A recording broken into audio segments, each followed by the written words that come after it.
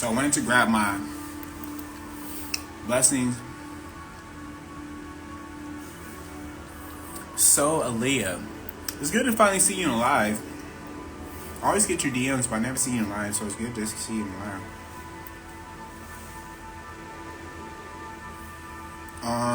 So I grabbed my laptop just so I can see. So the sun is at 9 degrees and the moon is at 8 degrees. Let me refresh. No, the sun is at 10 degrees and the moon is at 9 degrees. Mercury's at 11 degrees.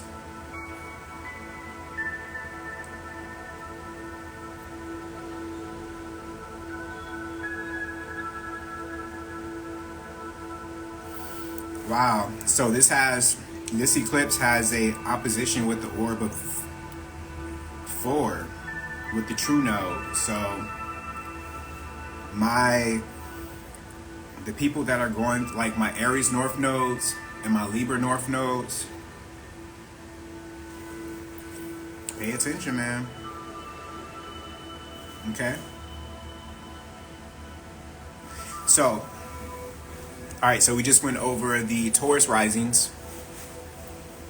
We just went over the Taurus risings, went over the Gemini risings. And now we're going to the Aries risings. Okay, Aries risings. This means that you have Libra in your 7th house, which means that Aries opposes your, right, this eclipse, which means that if you have this eclipse is happening in your house of marriages, right? This is especially important for Aries risings. Let's bring some harmonies. Oh yeah, I found my rose quartz. Look at this big ass thing of rose quartz. It's raw too. You see that deposit back there? This thing brings me all types of love, right? So don't laugh at me. Let me bring some harmonious energy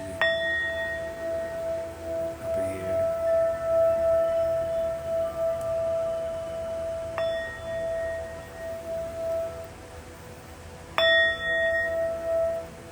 But I got a little something that's blocking. Okay.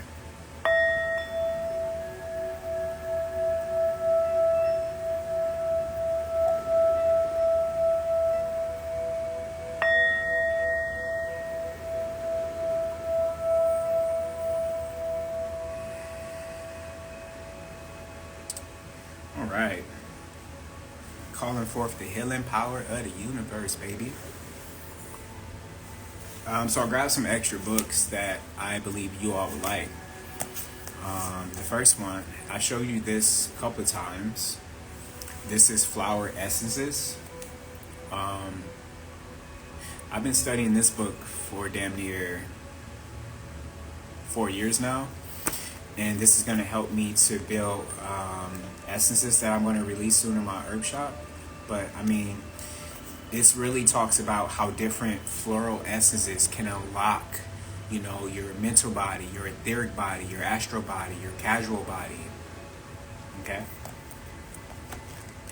This one's really good for my herb heads or for my floral people.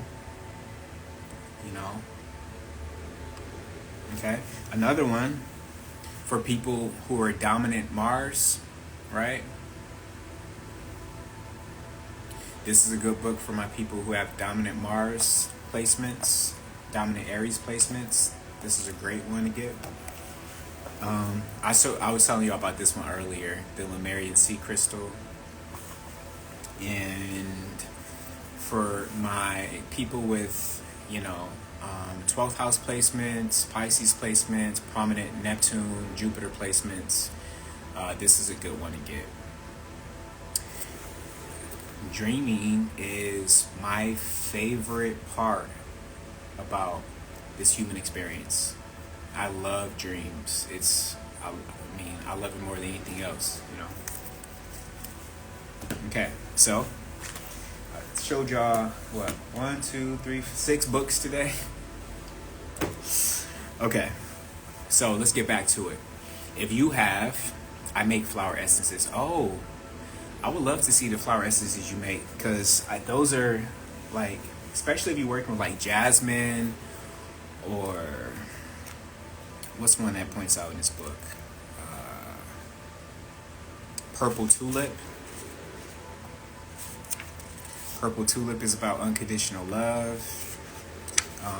And it tells you like how to put these herbs together. Like, I'm just going to read you like a small section. I hope it don't bore you. The heart chakra is found close to the heart area and is associated with colors pink or green. It is the area that connects to desire, love, and compassion. It is also linked to emotions such as loneliness. Right? Then it talks about your subtle bodies, your etheric body, your emotional body, your mental body, your casual body, your soul body, your spiritual body, and how to use these essences to connect with them. Really important. Especially for any, if you have a North Node in an Earth sign, if you're a Taurus North Node, Virgo North Node, or Capricorn North Node, that is especially for you. Okay. So Aries 7th house, no, Libra 7th house. This means you are Aries rising. This means that the North Node currently is sitting in your first house. This means that Chiron is also sitting in your first house at the 21st degree. Okay? So for my Aries risings right now, you might be carrying around like this sense of like people pleasing, this sense of operating from a space of hurt, often bringing about those spaces that hurt you when you were younger. Right? You might be looking for the flaws in yourself because you have Chiron sitting in your first house at a high degree. Your relationships might be taking a turn, or hopefully be finding a way to bring balance. If you are in a marriage, if you're married, it is important that you express your sexual desires with your partner at this time, because not doing so can cause you all to break apart, because you have Lilith in Libra, which means that expressing your sexual desires with your partner is encouraged right now because it's happening in the middle of an eclipse. But also realize that Juno is going to be at the 18th degree. So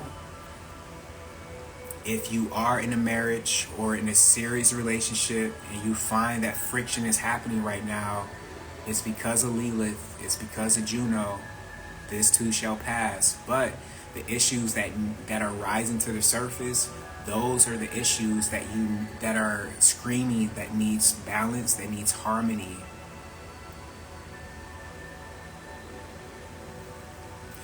Also, I have to say this because I'm receiving this intuitively. Just because you are in a marriage does not permit your partner with unconditional rights to your body. Even if you don't, no is still no in a marriage. I'm just going to say that. I think that's the easiest way to say that. If you are married or in a serious relationship, no still means no. That's a good way to say that. Also, make sure that you are looking at anything that you have right now with your name in all capital letters. Rent, car note, student loans, any contractual binding agreements. Realize that if things go south, if those contracts were to expire, to go, some type of flaw to be found and you have to fix it, let that energy happen, because it's a rebalancing energy that's happening right now that's telling you, hey, this contract is no longer serving you. This Libra eclipse is bringing to the surface things that no longer serve you, things that have played their part in your life, and oftentimes that includes the person that you share your bed with. Just because you're sharing your bed with somebody doesn't mean you're going to spend a lifetime with them. They might just be the partner that's teaching you the lesson right now. Your relationships, my Aries risings, and how good or great your relationships are going to do two things. They're going to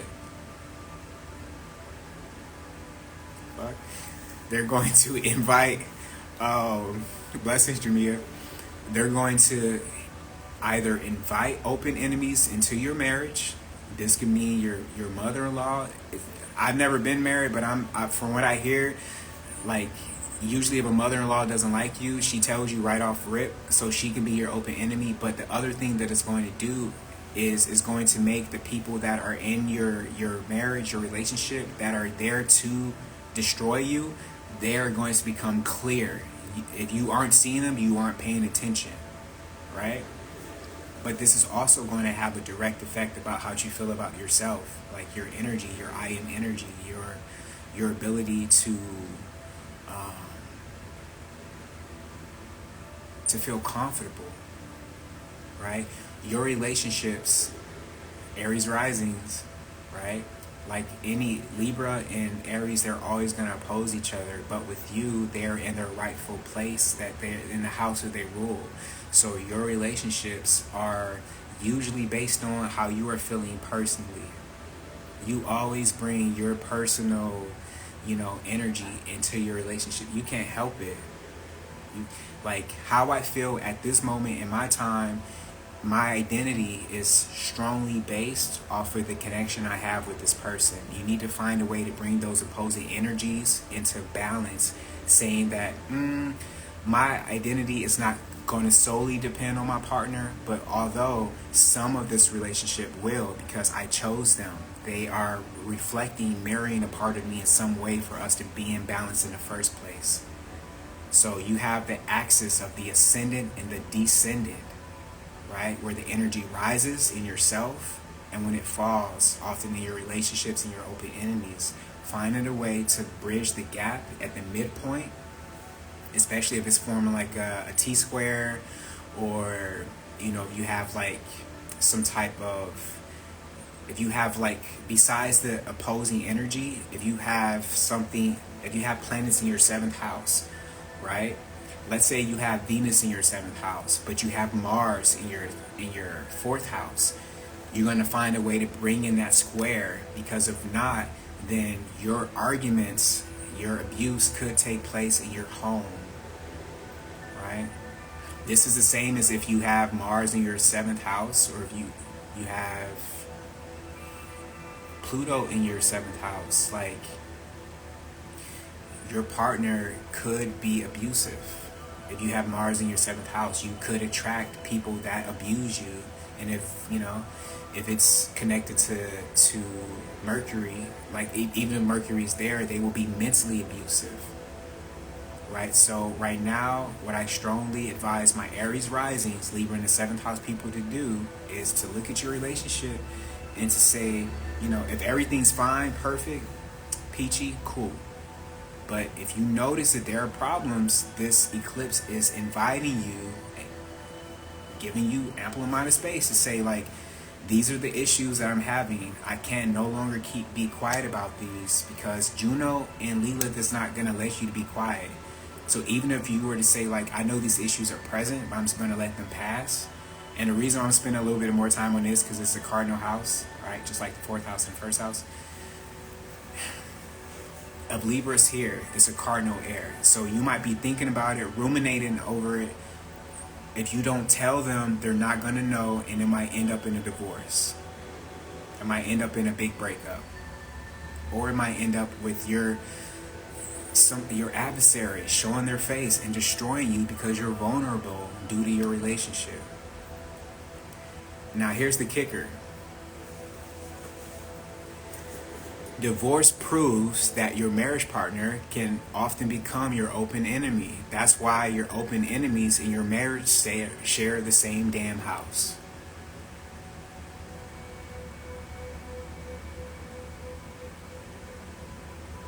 I keep getting notifications that people are walking in my hallway because I got a Ring camera on my front door. There's a lot of activity happening out there. Okay.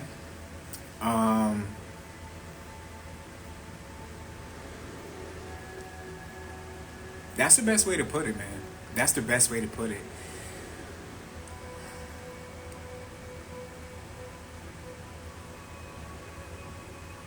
The planets that are there are going to play the most importance.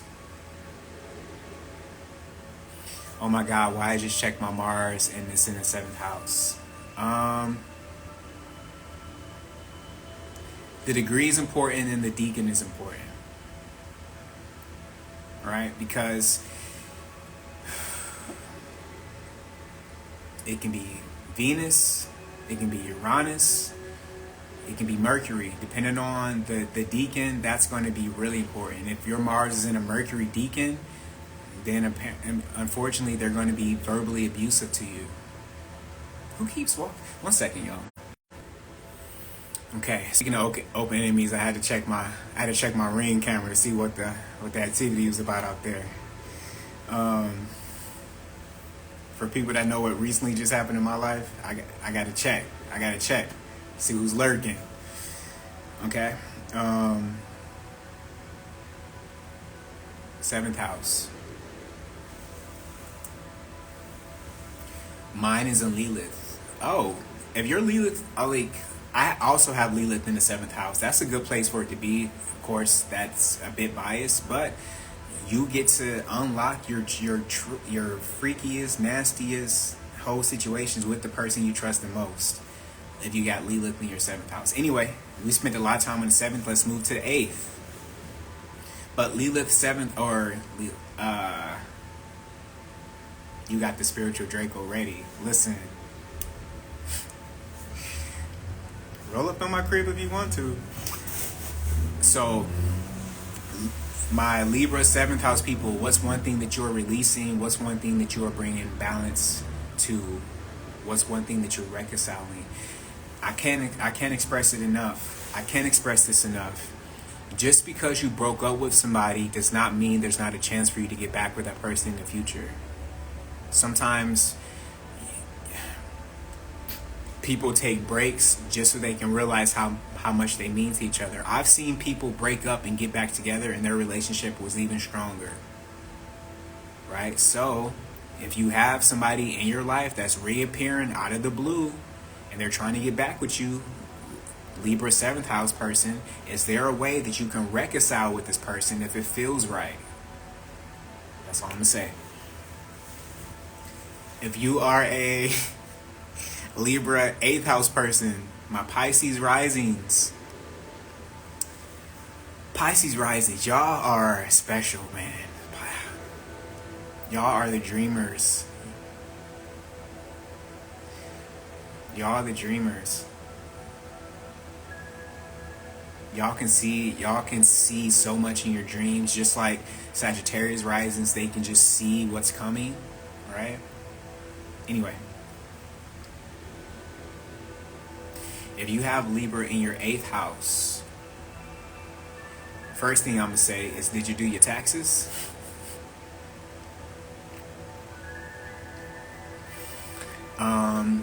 Next thing I'm going to say is, if you lost something recently, like physically lost something, meaning that you were out somewhere and you left something behind or somebody stole something from you, expect for that energy to present itself during this time, because the 8th house is the house of losses, right? Spiritual and material. So material gains and losses. So if you lost something recently, let it go. Also, let's say if you are somebody that is in a divorce, right? If you are somebody that, just recently got divorced, or if you're fighting for custody, find a way to bring balance so that your child doesn't have to go through that, because the 8th house is the house of legal separations, divorces, child alimony, that whole thing. So if you're somebody that's going through that right now, find a way to bring balance to that.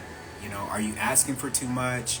is the person really trying their best and you're just asking for more? That type of thing. Child support is in the 8th house, right? So if you're a Libra 8th house person, right?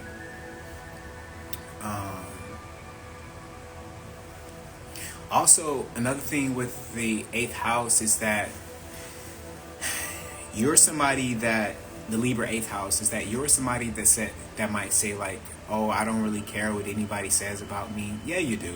Stop lying. You do. You really do. Because your open enemies could cause you to go in a spiral where you go through a spirit, like a literal spiritual reawakening. Like, let's say if you were to go through a breakup, every single time you go through a breakup, my Libra 8th house people, you find yourself going through a phoenix moment, more so than any other placement.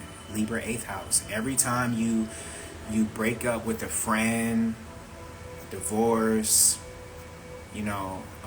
relationship, you go through this like scorpionic, this Plutonian energy where you burn off the old parts of yourself. You get a big chop, right? You shave your hairball. That's Libra 8th house people. That's Piscean people, like Pisces rising people, right?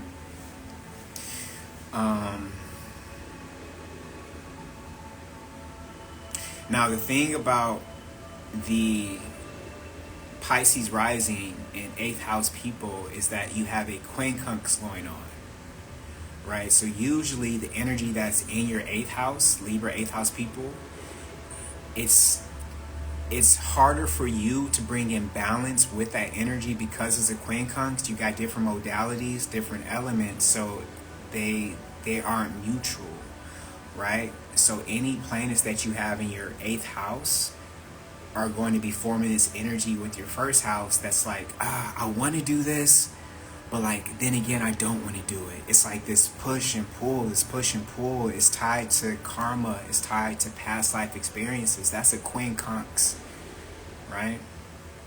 You have to find a way to, more so than any other placement I spoke about before, bring those energies into balance. Pisces rising, Libra 8th house. One thing that I would suggest for you to do, Libra 8th house people,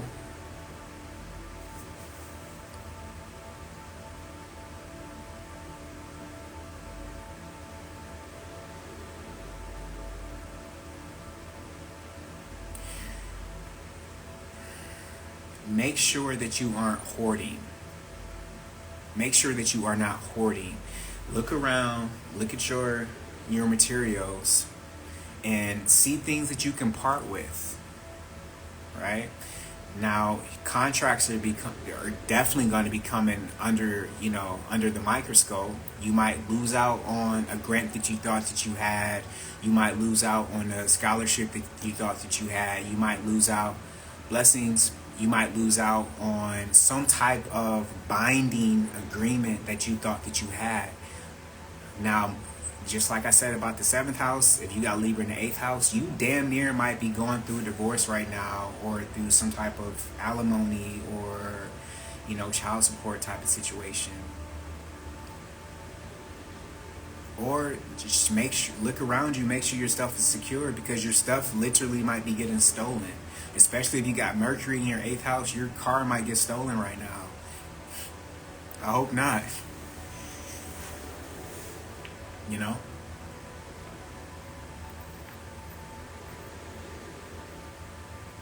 Just like if you have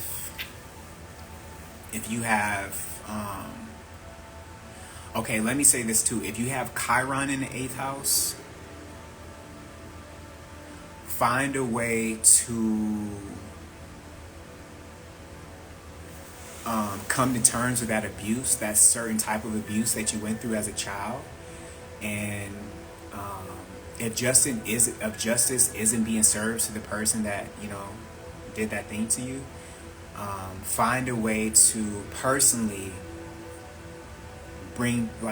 relieve yourself of that burden and releasing it to the universe. Libra 8th house people, Chiron in the 8th house. Matter of fact, if you got Mercury in your 8th house right now, look at your phone. Your phone might get stolen. I'm not playing. Or your phone bill, you know, you might lose out on, you know, you might switch providers. Okay. 9th house. 8th house people, what's one thing you're giving up? What's one thing that you are bringing into harmonious energy?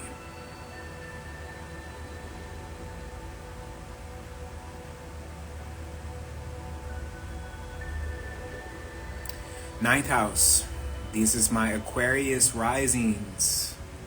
Aquarius risings.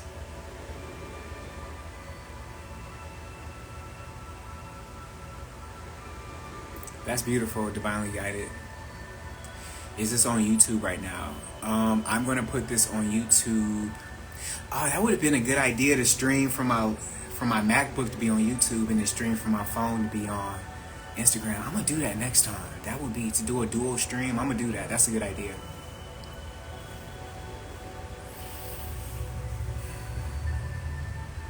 Eighth house people, what's one thing you're giving up? Let me know, because I'm gonna be sharing with y'all what I'm giving up, and it's gonna make sense when I tell you what house I have Libra in.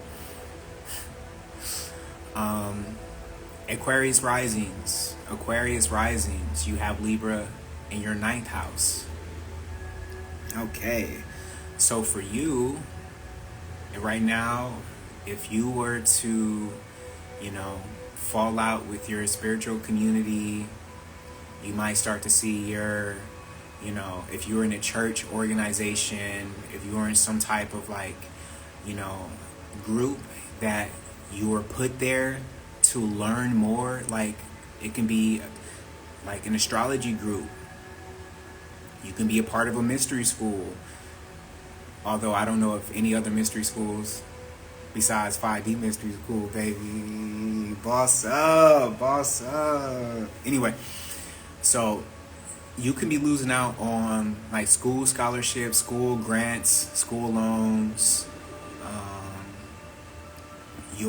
The people that are in your church, if you go to church, like you might be finding that you're falling out with your church community, you know, like I just don't belong here anymore. Or you might be finding a way, if you see something in a church community that is unbalanced, you might take it upon yourself to be the person to bring in balance in that area of your life. Also, Aquarius rising, your marriage partner might be sitting in your direct church community.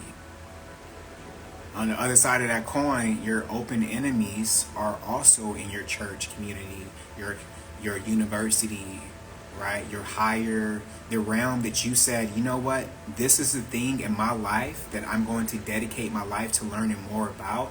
Whatever space, environment that comes with the attainment of that higher knowledge, be aware that the person you're going to marry, and your biggest adversary, which in a way, the person you consider your adversary, their honesty will teach you so much more about yourself than the people in your life who aren't honest with you because they don't want to hurt your feelings. You can learn so much from your enemy. Like, it's a reason why they oppose each other, the 1st house and the 7th house. Like, your enemy can teach you so much about yourself, for real. But okay, so 9th house. Another thing that I would say is, if you recently bought a ticket to go overseas, do not get disappointed if your flight was to get canceled. You know, if just like the insurance that you have with your flight, like something connecting you to that flight that you just booked. If you haven't booked a flight and you plan on booking a flight and you have Libra in the 8th, in the 9th house, what planet's there, you better hold out. You better hold out. You better wait, boy. All right. Because Aquarius risings, they are quick to be like, you know what, I want to do this. And I want to do it now. And then they move on it. They move on it so fast. Aquarius risings, you can't tell them shit. Once they have an idea in their head, they are on it fast, boy. Because they are so used to things changing in the blink of an eye. You can't tell an Aquarius rising nothing once they thought about it, once they ruminated about it, right? They want to find out the hard way.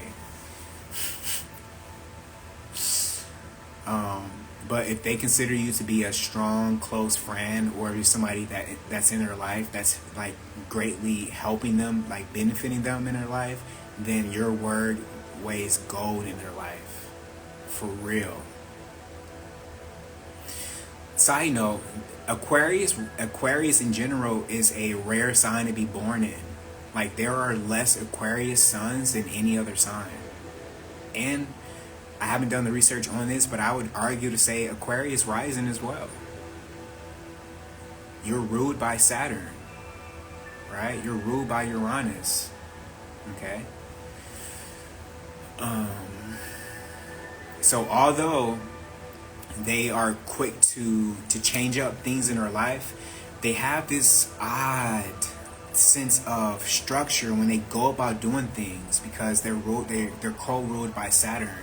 So you might not think an Aquarius, to you it might look like an Aquarius rising does not look like what they're doing, but an Aquarius rising is the literal like manifestation of the phrase, a method behind the madness. Okay?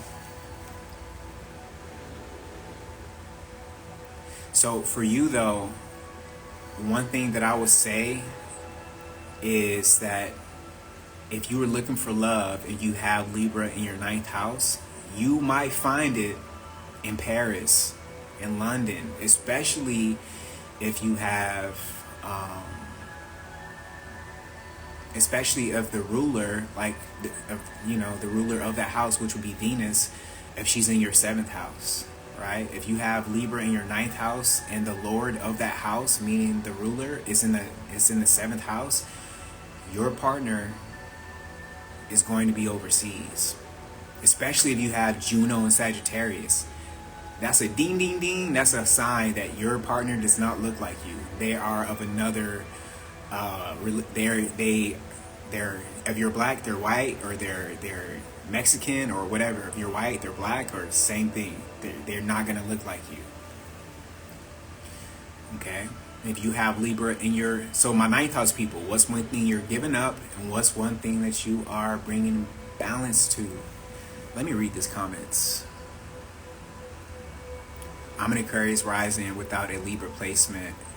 I'm not sure why that is. You can still look at the lord of, the house, which is Venus.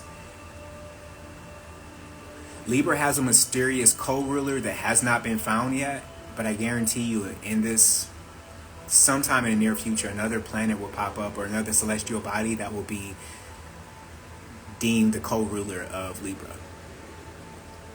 My daughter is an Aquarius sun and rising. Very wise. My baby sister is an Aquarius. Mine too. My sister is an Aquarius. Very unique child, sensitive to energy and defiant and powerful. Yeah. She's literally going on it. My little sister is on a 6-month foreign trip right now. I think right now she's in, I don't know, Peru. Then she's going to somewhere in the world. Yeah. Me too. I'm an Aquarius sun, Leo rising, but Cancer moon. Ooh, Cancer moon. I love Cancer moons. Y'all are so psychic. Y'all are so psychic, especially if you got aspects to Neptune and Mercury. Matter of fact, if you got aspects to Mercury and Neptune and you're a Cancer moon, like, you're a whole prophet. Especially if you got Sagittarius placements. Like, if your part of fortune isn't Sagittarius, you are a prophet. We got the Aquarius today.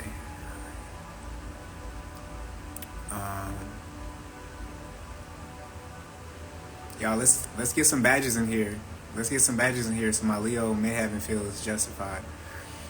So funny, my daughter just spoke of moving to France last night. She is 11. Oh shit. How come I don't have any Libra placements? The only Libra placement I have is Juno, which means whoever I end up with, she's going to be my best friend. And it means a lot of other things, but I won't go into that. Aquarius rising. I live on my Uranus ascendant line. So much change. Yeah, you live in New York. I don't have any Libra, but Aries moon in the eighth house. Ooh, Aries moon. You go to 0 to 60 real quick.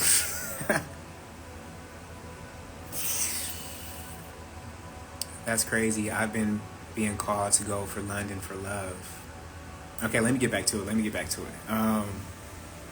Okay, so if you have Libra in the 10th house, we're almost done, y'all. We only got 2 more houses after this. Okay. You are a Capricorn rising. My Capricorn rising, my serious people, I gotta get paid. I'm here. I gotta know what I'm gonna do for my career, bro. My career comes first, bro.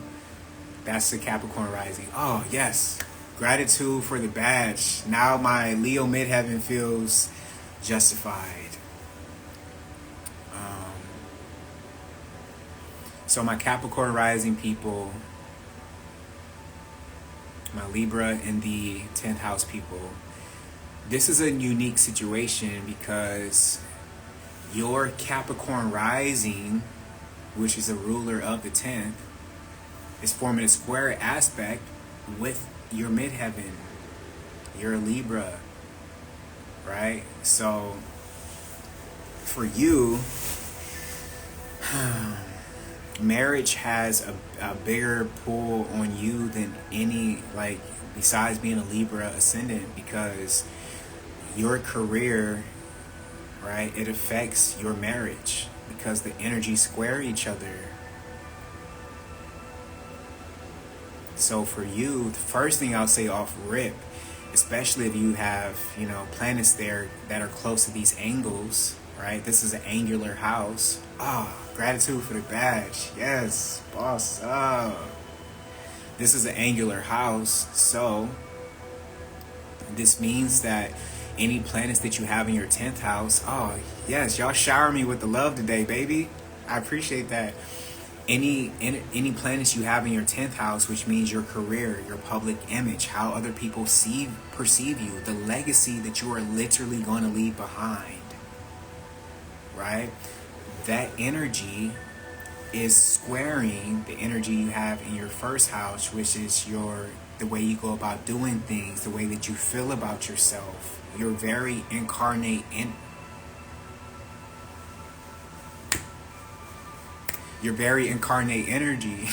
right? Now, I would pay attention to any planet, and this isn't just for this placement. I would pay attention to any luminary that you have in Capricorn, because I appreciate that. I appreciate you saying that. I almost said saying that, like Sean Connery. Anyway, let me stay normal. So any planet that you have in Capricorn, that is going to be a huge signifier of your legacy. Now look, if you don't have any planets in Capricorn, that's fine. Don't get, discouraged. But my Capricorn stelliums, you don't have to tell them what they're going to do. They know exactly what they're going to do from a very young age. Like, they have their legacy in their head at all times. Capricorn stelliums, like, if you have a Capricorn stellium appear in your life and they try to give you advice about business, advice about, your future legacy, listen to every word they are telling you, because they know exactly what they are saying. They are some of the most well-balanced people on earth because they have the highest earth sign, Capricorn. Capricorn stelliums are very grounded people. Although they can be serious people, although they can be like, damn, why are you so serious, bro? Calm down. They know where they're going, Especially if they got, Mercury in there. If they got Mercury in Capricorn, it's like, damn, can you, like, I was just kidding, bro. Like, you didn't have to cut me down. I'm sorry,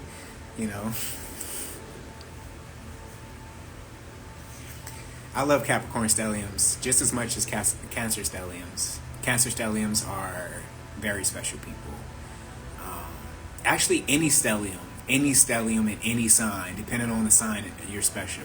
But Capricorn stelliums, so again, my Libra 10th house people, Capricorn risings, if you got planets in your Capricorn, right, in the sign of Capricorn, this means that these planets are affecting your ascendant sign, right? This means that when people see you, they see these planets. They are a part of your personality. If you have Neptune in your first house, you have strong Neptunian qualities. If you have Mercury in your first house, your voice is distinctive. People can tell your voice apart.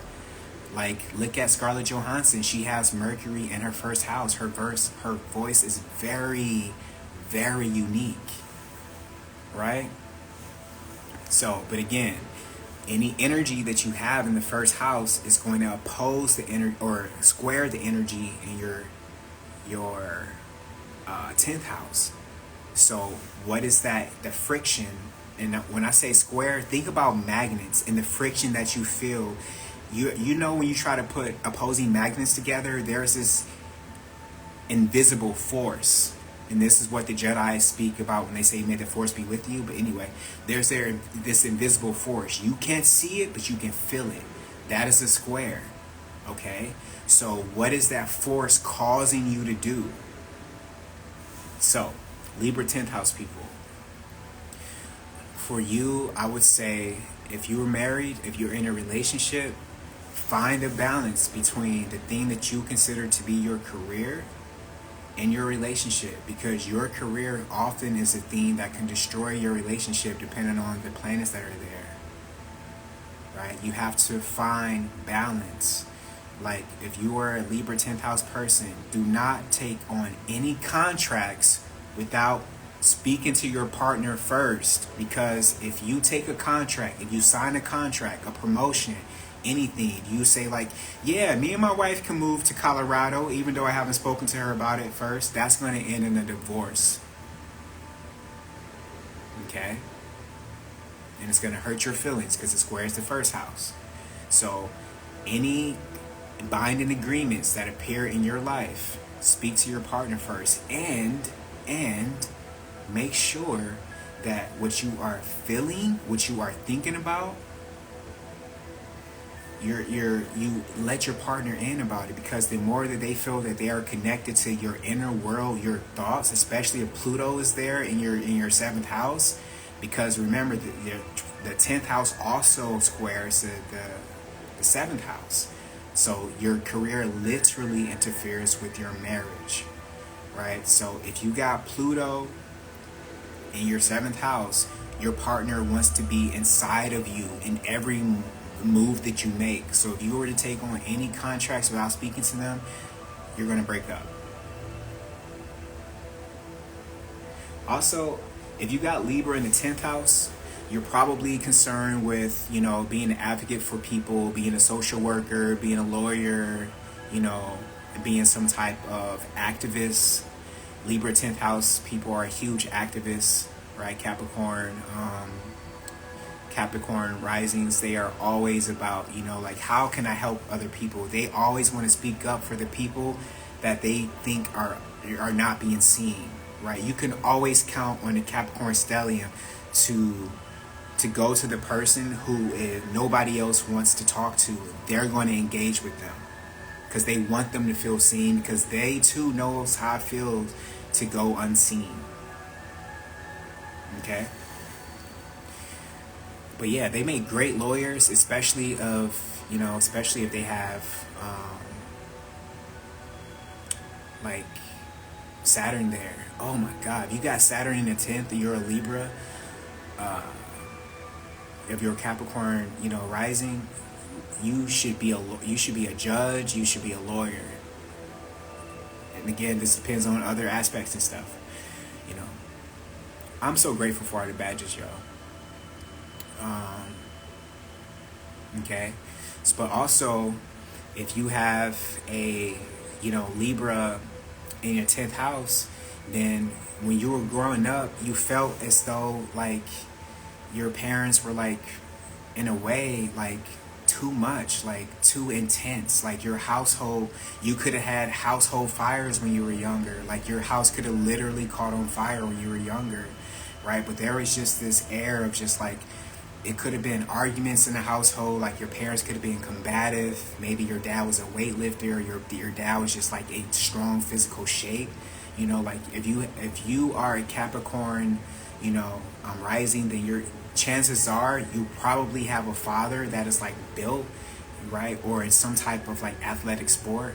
That is the energy that were brought up into, right? So you have to find a way to not bring that energy into your workplace and into your relationships. Okay, moving on to the if you have Libra in your 11th house, you are a Sagittarius rising, right? Sagittarius risings they can see the future, right? They have big, expansive personalities. If you got a Sagittarius rising in your circle, chances are their personality is the personality that is like, it stands out. Like you can always count on them to say something, you know, to bring about in a way, like the excitement, you know, like they're if you ride with a Sagittarius rising, they're going to take the long way home. Like they're going to be like, man, I don't want to go in a straight line. Like, can we just take this highway that goes around this loop so that we can see this site? And you know, they love to travel. A Sagittarius rising, they're well traveled. They always got a plane ticket. Like, bro, just stay at home. They're always overseas or in some foreign island or going over water some way, somehow. They're ruled by Jupiter. You know what I'm saying? They're ruled by Jupiter, right? But they're co-ruled by Neptune. They're co-ruled by Neptune. So this means that a Sagittarius rising will always have this element about them that's like mysterious in a way, like a Pisces rising. Like, although they're expansive and they can show you a lot about themselves, they keep a bit to themselves because they're co-ruled by Neptune. So this means that this makes them great philosophers. They love to, you know, philosophize. Very philosophical people. More philosophical than they are practical. Right?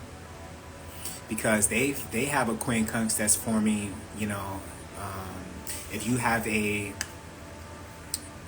Sagittarius rising, then they have this quincunx that's like forming with their sixth house, right? So when they travel, one thing that they have to make sure about, right? If they have Sagittarius in their rising sign, this means that they have Gemini in their, you know, 7th house. So one thing that they have to make sure about is that although they can travel everywhere, don't leave your partner behind. It's important that you travel with your partner, right? Your partner has to feel involved. Okay?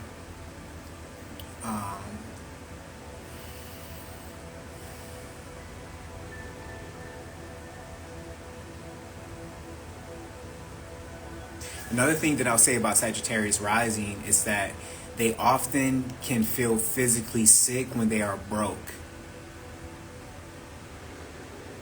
You know, they often can feel physically sick when they're like, oh, my money's low, headache, my money's low, my kidney hurt, right? But if you have Libra in your 11th house, then your foundation, like, is your relationships, right? You often look for your person and your relationships. Like a Sagittarius rising, like you may have been somebody that, you know, you become friends with somebody. One second. I'm playing 888 hertz frequency music and it just went away. One second. I just got a notification that said there's a large explosion. Oh, Lord.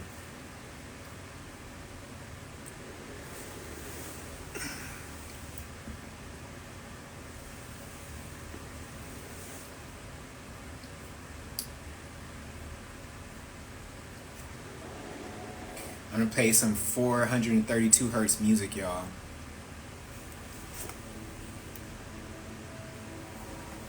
Meditative Mind on YouTube. So, if you have Libra in your 11th house, listen. Two things are true. Is that a dragonfly? Yes, you may very well find love in your friendship circles, but don't look for it. Wait for it to appear if that's the thing. You know what I'm saying? Like, if you got Libra in your 11th house, then you're you are blessed when it comes to like people donating money to you. You know? You may often lean on your friends like vicariously when it comes to your hopes and wishes, which means that you may wait to see something work out with your friend first before you even try it. Hey, Tahoe in the building. This is my family right here. Blessings, fam. ATL. You might often look for those relationships in your friendship circles. You might often develop business partnerships with your friends, right? And you're really good at it. You're really good at it, right? Because you have Sagittarius rising, you know? So, especially if you have Saturn in your first house and you're a Sagittarius rising, like, anything that you plan on doing, you would do it best with other people, right? And realize that across the street in the 5th house, what's there? You got Aries. So, although you might be forming these relationships with your friends, you know, you might be finding your, forming business partnerships in your friends, you might often have open enemies pretend to be like your friend, but really they're an open enemy. That is something you have to be careful about more than any other placement that I previously spoke about. Sagittarius risings, your open enemies will often cloak themselves as your real friends. And you're always going to find out about it, but it's going to be in a way that is going to come through them receiving money from you or trying to take money from you. When it comes time for you to give them money or they try to get money from you, that's when it's going to become apparent. Oh, wait a minute. You're an open enemy because across the street in the 6th house, you got Aries. I'm sorry, in the 5th house, you got Aries, right? So usually your open enemies will try to hamper your ability to create something. They might be like, I don't think you're good at that. Maybe you should try something else. Like, wait a minute. I'm actually really good at this. So why are they telling me I'm not good at it? Because your open enemies, Sagittarius rising, they will always try to destroy the thing that you are creating, and they're going to try to drive a wedge between you and your children.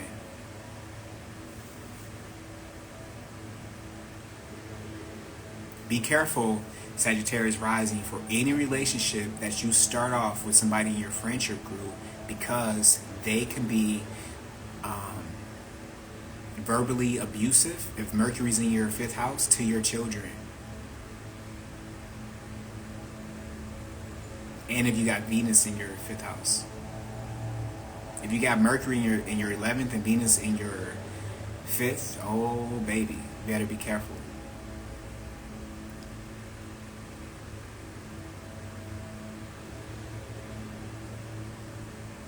But one thing that is special though about Sagittarius risings, Libra 11th house, is that when you create, your element of creation always comes in a form of you have this competitiveness about you when it comes to your creativity. So since you have this eclipse that's eclipsing your 11th house, but it's opposing Aries in your 5th house, which means that you have Chiron and the North Node in your 5th house. When it comes to your creation, right now you might be finding that man, why don't I feel like connected to like my creativity? Why am I finding it's because you have Chiron transit in your fifth house. So you might be finding disappointment when it comes to you trying to create something. But at the same time, you have Aries, or you have the North Node there, and it's pulling you to be creative, right? So your friendships that you have are going to be directly connected to your ability to create something. And you like to create with the element of fire, right? You like to create with the element of fire. So when you create something, when you're painting, your hands might start sweating, your body might start getting hot. That's Aries in the fifth house. Every time you create, it's like, damn, why did my hands start sweating all the time? Yeah, because you got Aries there. All right. Also, let me show you another book.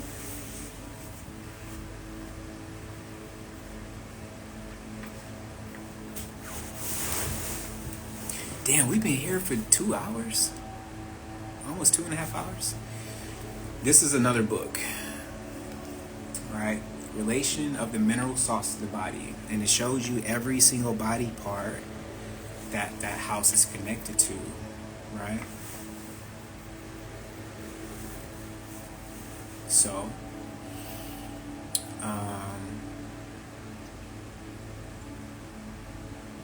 yeah, let me go to the and let me say this too. If you have Libra in the 11th house, then what this means is that usually you are the person that maintains the relationships. Blessings, Dorian, I see you. All right. You are the person that maintains the relationships in your friendships because you have your Libra in a fixed house. Although your Libra is, cardinal air, you often find yourself thinking about new ways to is everybody getting along? Let me see, let me start the conversation. Let me be the one to fix this. Let me, you're the maintainer. You're the person that maintains the relationships in your friendship. So the Libra 11th house person will be the one to, and I know this because I have somebody with Libra in her 11th house. You're the person that always reaches out to people. You are the one to check up on people, right? Before anybody else. Okay. Last but not least, if you have Libra in the 12th, yes, Jamie, the mediator. Libra in 11th house, you are the mediator. Okay, so last but not least, if you are a Scorpio rising, some people can say, I saved the best for last. Okay, so if you are a Scorpio rising, first of all, calm down. You're intense.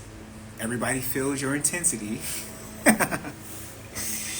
But also, one thing about a Libra in the 12th house, Scorpio rising, is, since I've done this for every other sign, I'm just going to tell you about qualities and attributes of that sign. Oh, I got another book for y'all. I'll just get it right now.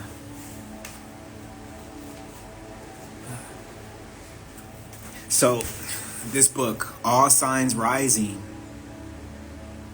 If you want to know more about rising signs, which in traditional astrology is the sign that you ask when somebody say, hey, what's your sign? They're asking for your rising sign. In modern day astrology, we base astrology off of sun sign. I don't do that. I base astrology off of your rising sign in traditional astrology. But most astrologers will ask you for your sun sign, right? But I put emphasis on your rising sign because it's how you operate throughout the world. It's your personality, right? So, this is a good book to get. Scorpio risings will... of looks can kill. Scorpio rising would be a serial unaliver because piercing stares. The eyes are the first thing that you notice about a Scorpio rising. Dark features, dark hair features, just dark features in general. Sex appeal, because Scorpio rules over the genitals, the house of sex, right? So the first thing that Scorpio rising deals with in almost every damn experience is people just think that they're being sexual when really they're just being themselves. People sexualize them, and they can't hide because they're Leo midheavens. So even if Scorpio risings, if they want to hide, their calling is to be out in the public, right? If you got Libra in the 12th house, you don't know how to make friends, bro. You don't know how to make friends. It's above you. Your friends come through you, through like subconscious programming. Like your friends are ordained to you, are spiritually ordained to you, are karmic relationships. A lot of your friendships are indeed karmic relationships because you have your Libra in the house of karma. So your relationships play an important role because it's giving you a chance to clear karma, balance out that karma.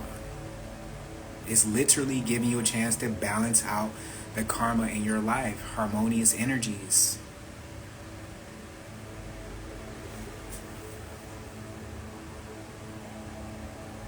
Now, what I'm about to say, a lot of Scorpio risings, if you think about your past relationships, you're going to find truth in this, because Scorpio risings are always looking underneath the veil. Lessons, Nicole. Scorpio risings can see beyond the veil, right? Underneath, they are ruled by Aries. They're ruled by Pluto, right?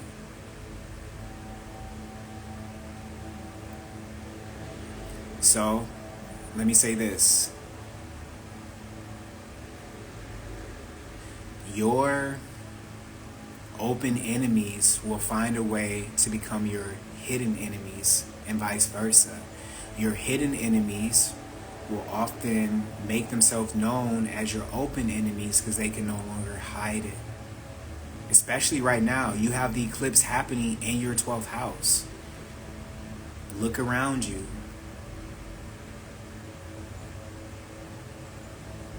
If you're in a relationship right now, Scorpio rising, if you're in a relationship right now,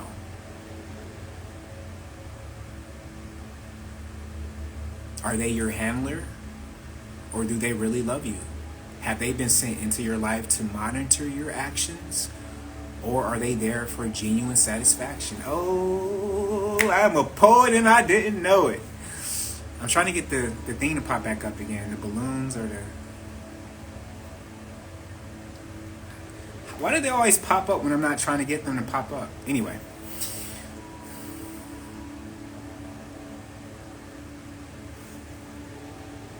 Even that one didn't pop up. Anyway.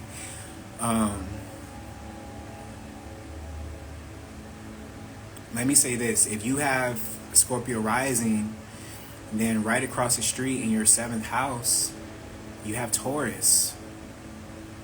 So, the reason why you are single, Scorpio rising, is because oftentimes you could be a bit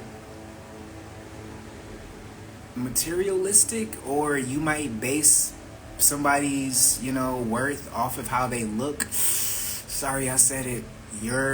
Although the 7th house describes your marriage partner, so it's inevitable that your partner is going to be deemed beautiful. They're going to be Taurus. They're going to have Taurian features, which means that the person that you're going to end up with and the people that you are attracted to, they have strong Taurian features. Whether they have their sun in Taurus, their rising in Taurus, the moon in Taurus. All right. Especially if they got Venus in Taurus, because that means their Venus is in your 7th house. Side note, anybody that has if y'all got y'all Venus and Venus touching, or their sun connecting to your Venus, that is a perfect synastry match. I'm going to have to do a live on the best matches for synastry, because I got a lot to say about that. How to know if you're meant to be with somebody, you can see it immediately when you pull up your synastry chart. Anyway, for Scorpio risings, I would say it's damn near, it's imperative for you when somebody comes into your life to pull up that synastry chart as soon as possible to see if they are a friend or if they are a foe.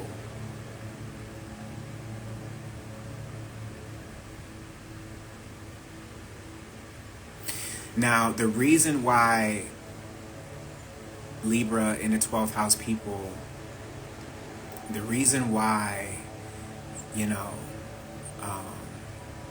you end up in certain situations that kind of put you, you know, let's just say you end up in a lot of contracts that are meant to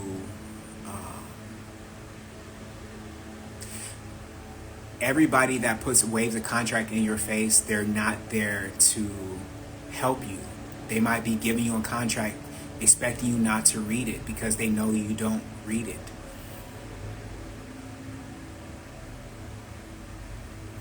You got Aquarius in your 4th house. Like, your parents did not really give you the love you were supposed to have when you were younger, my Scorpio rising people. You were always moving homes left and right. You're probably still moving all the damn time. Aquarius in the 4th house. Those energies square each other, right? Scorpio rising, Aquarius in the 4th, Leo in the 10th, Scorpio in the 1st. And oftentimes people will not like you because you are Leo midheaven. They think that you're trying to take up space when you're just being, because Leo is oftentimes the energy that they get from you because it sits in your 10th house. So for if you got Libra in the 12th house, here's what I would say for you to balance out. Are these people in my life really here for me? Or are they really are they hindering me from doing the things I really want to do? You got hidden enemies around you, bro.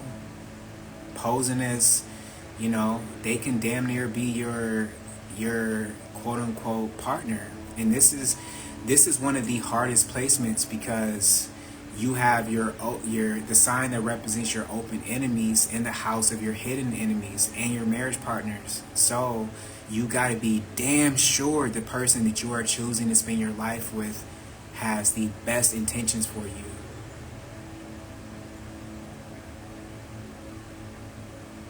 Because they can be marrying you just to make your life miserable.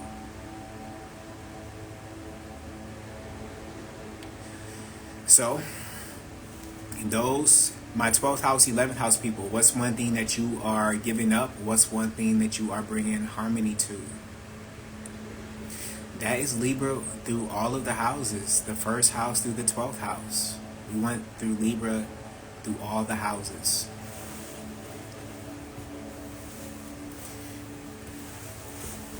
Any questions?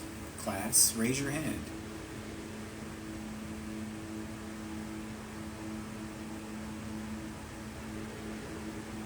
Any questions about synastry or anything?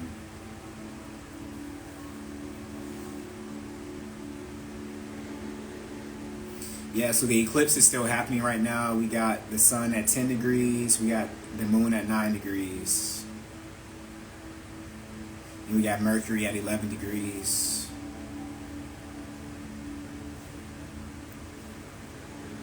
Let me see if Juno reached the 18th degree yet.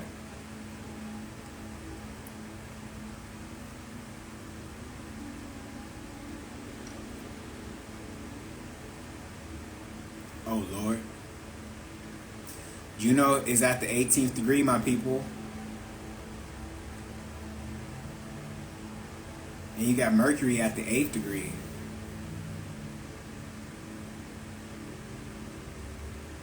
And you got Vesta about to go into the 18th degree. So be careful what you eat, because you can damn near get food poisoning right now. Would love to see live synastry reading. Oh, cool. Yeah, I'll keep that in mind. I'll do a synastry reading soon. If you go to my YouTube, I did a synastry. The last synastry reading I did was between. One second. Let me check my camera.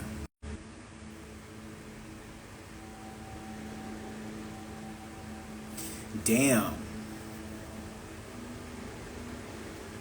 Yeah.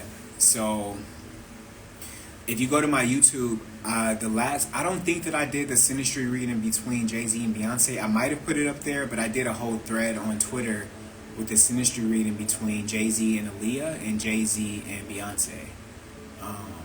I did one between Diddy and Jay-Z. They're damn near the same person.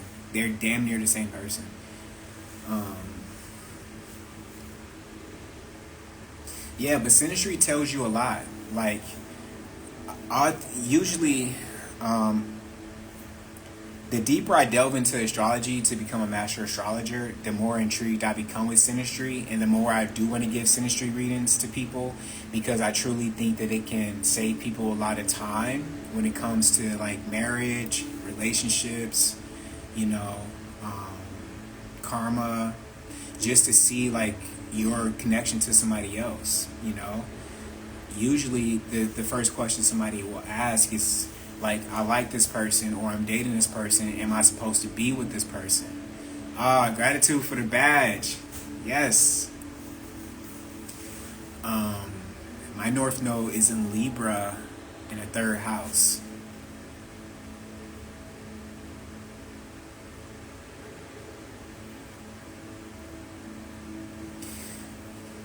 Get a reading, because I just read it in my head. So synastry will always tell you, like, for example, let me tell you this, like, if you have somebody, like, the Mercury placement in a synastry chart is going to be very important, because the Mercury is how you communicate, right? Mercury is your literal health, right? It's your communication style. So if you got somebody who's squaring your Mercury or opposing your Mercury, it's going to be hard to communicate with somebody. And from what I understand from my experience with relationships is that communication is a strong foundation for a relationship. If you can't talk to the person, you have nothing there. The sex may be great, but if you can't communicate with that person afterwards, it's not going to last long. And you can see that in the chart. Anybody that appears in my life who, you know, I'm interested in, the first thing I ask them is, hey, what time were you born? Where did you say you was born again? Colorado? Yeah. Oh no, this ain't gonna work. You know, you can save yourself a lot of time. I'll just say this, if, like I said, like, let's say, for example, you got Jupiter in Taurus, right? Your best friends will be people who have Sun in Taurus or Taurus rising, because Jupiter is expanding that quality, right? If you got your Moon in Taurus and somebody got their Jupiter in Taurus, then they make you feel they're expanding the security in your house. Like, they often will, when they show up in your life, they will help you to get more money. Like, hooking up with people who has the same Jupiter as your rising sign, sun sign, or moon sign is important. So for me, I love Aquarius suns, Aquarius risings, and Aquarius, you know, moon people, or just people who have prominent placements in Aquarius, because I have Jupiter in Aquarius. I love Cancer suns, Cancer risings, Cancer, you know, or people who have Cancer, Jupiter in Cancer, you know. But my romantic matches, they're going to be based on my Juno placement. They're going to be based on my Venus placement, just like for you. Your Juno will often describe, just like the Lord of your 7th house will often describe where you can meet your potential partner. So if you knew about the Lord of your 7th house or your Juno placement, and you wanted to meet your potential partner, you will put yourself in those situations to meet that person. Like, if you got Juno in the 12th house, you know, go hang around a hospital. Go hang around a hospital. You gonna meet your person. And you got Juno in the second house, you know, you might meet your person when you get a massage. You might meet them at a bank. You might meet them at the grocery store, you know. But back to the situation at hand.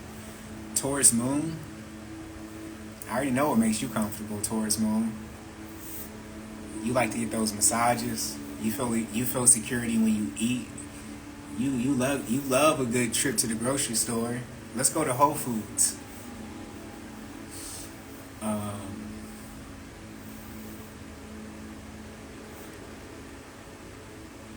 So before I get out of here, because I got orders to make, I got charts to read. Before I get out of here, let me just spend a little bit of time speaking on this situation that I spoke on at the beginning while we were here. This eclipse and the situations that are surrounding it. Oh, I'm getting hungry.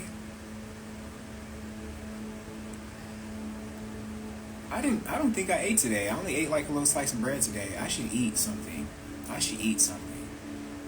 That's another thing. Like, are you saving this live? Yeah, I'm gonna save this live and I'm gonna put it on YouTube.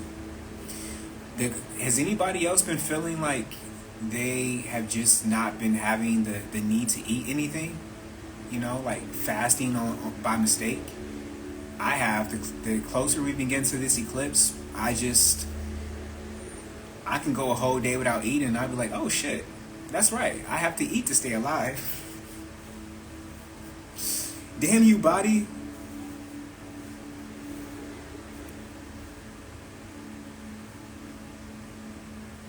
So, again, I'll say what I said at the beginning. Make sure that you have your oh shit bag, you know, your bag ready to go. That's been, you know, that has your supplies in there. You know, you need a flint to make fire if you get caught up in the woods. I'm a Survivor enthusiast. I just got hooked on Survivor like 3 years ago, and now I can't stop watching it. I love Survivor. I can't wait to anyway. Make sure you know you got your some solar powered things. You know, things that run off of solar power. You know, make sure you got your seeds. You know, in case you got to grow some food. Just be in the mindset of a prepper.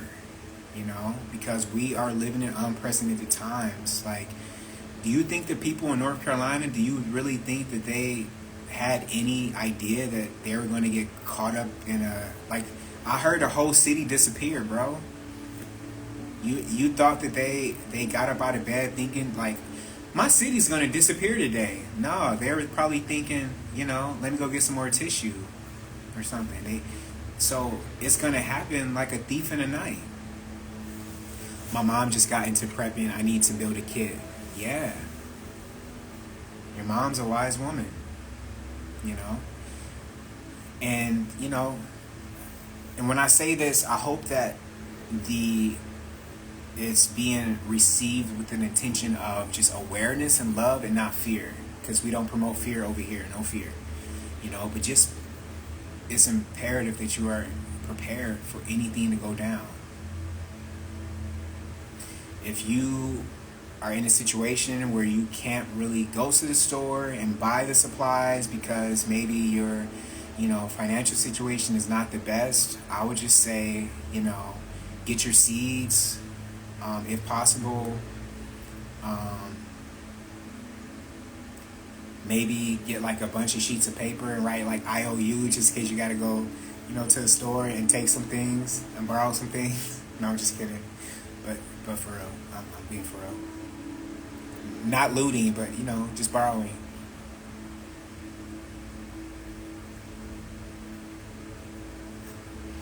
We've been having lots of earthquakes here in LA, overdue for a big one. I'm surprised LA hasn't been hit with the tsunami because I keep seeing it in my mind's eye.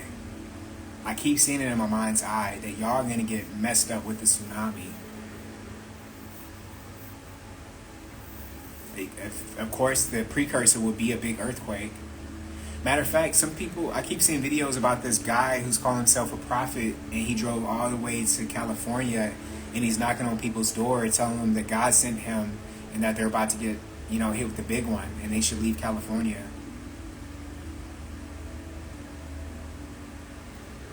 Prophets come in many forms.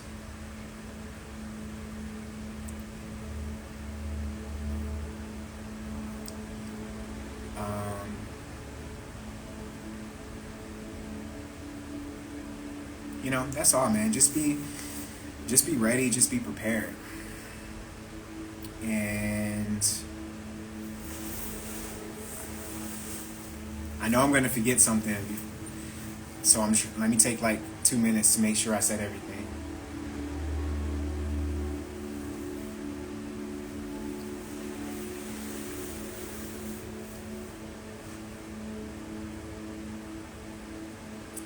Oh, yeah. Yeah. So I spoke about this at the beginning, but just let me say this again. Low-key speaks of this. Who's low-key? Oh, like Loki? Like I appreciate your lives. Hey, I appreciate you saying that, because sometimes I just think I be on here just being, I be trying to stay like normal. Before I get on live, I'm like, don't be bizarre, and then what happens? I just end up being a Jupiter in Aquarius.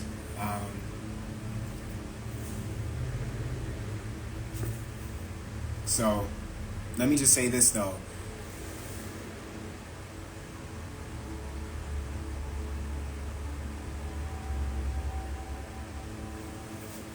We have okay, so I'm gonna sound like a broken record, but I'm gonna say it anyway.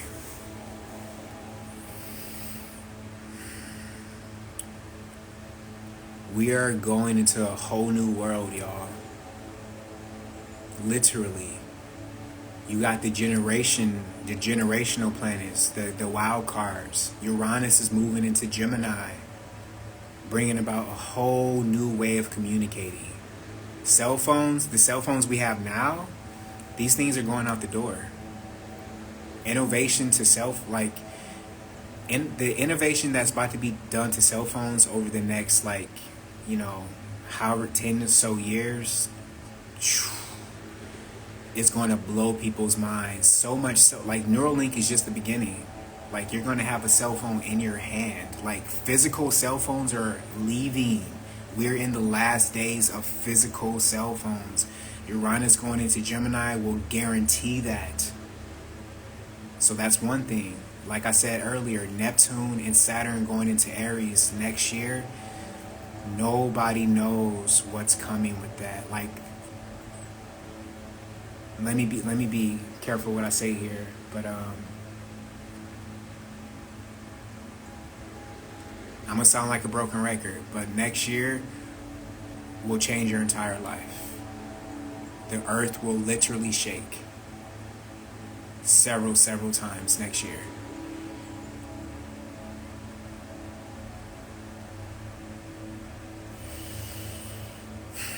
Because Saturn and Neptune, that 0-degree conjunction is going to be lethal.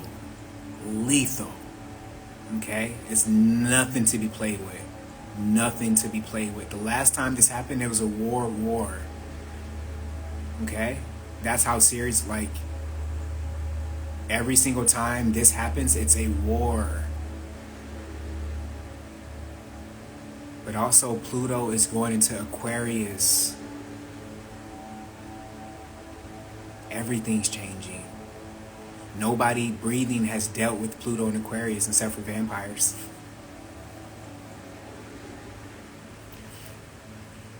Nobody breathing has dealt with this energy before. It's going to be brand new to a lot of people, and you better be sure who your people are now before you are scrambling to find your tribe next year. Because next year you will be scrambling to find a community that you identify with.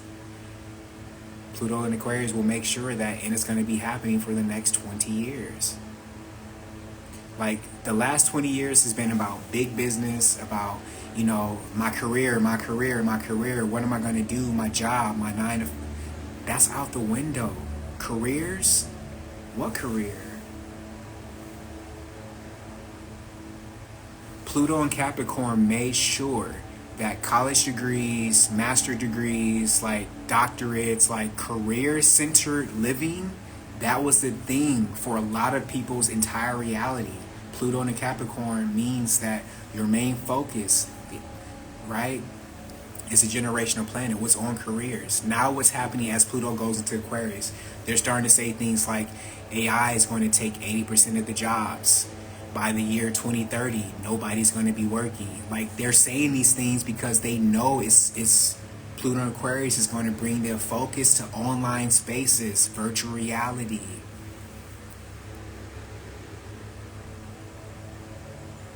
Okay? So if you're somebody like, I just made a major decision based off of personal things, but also keeping this in mind. Like, Kamala Harris even said if she becomes president, she's going to like do away with the college degree hiring so people without college degrees can get good jobs. Like, you know what I'm saying? Like, we're moving into that time. So the letters after your name, the doctorate, all of that, it's gonna still mean something, but it's not gonna mean as much when Pluto hits Aquarius, because it's going to be about how, like, what are you like online? What is your personality like? People, I guarantee this is going to happen. People are going to ask you to call them by their avatar name, like their digital avatar name, in the next 20 years. So whatever, if your name is like Kill Score 999, when somebody sees you in public, you're going to prefer for them to call you Hey, Kill Score. Like, I've already done it. My real name is not Astro, but I'm changing my real name to Astro. You can guarantee that. Legally, I'm changing my name to Astro. And a lot of people are going to be doing this. Like, I guarantee it. I guarantee it. Like, us having this connection, let me just paint you a picture. I got to bring myself to a stopping point because I have a lot to say about this, but I'm also hungry. So let me just say this and then try to get out of here. I'm not really hungry, but I need to eat something. So imagine us doing this live, right?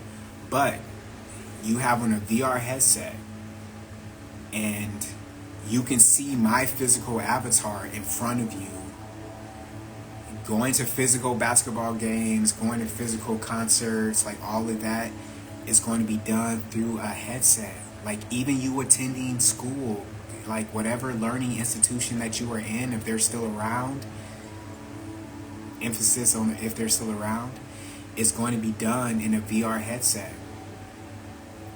So if you don't have one now, they're going to make it affordable, just as affordable as cell phones, because cell phones and VR headsets are going to become synonymous. That's why Apple is conditioning you right now with the new Apple headset thing. That's going to be the wave. Right now, they're just testing people, you know?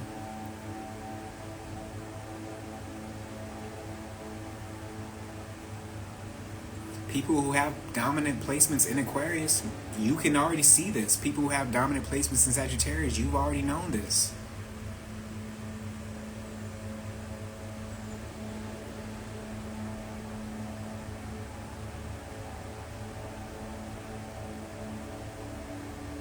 But me personally, I am your voice to soothe my cat to sleep. Hey, you can say that meow is the right time to take a nap.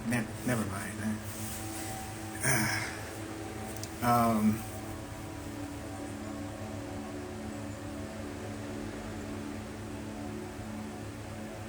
I know this to be true. You know, I know this to be true. I see it in my mind's eye.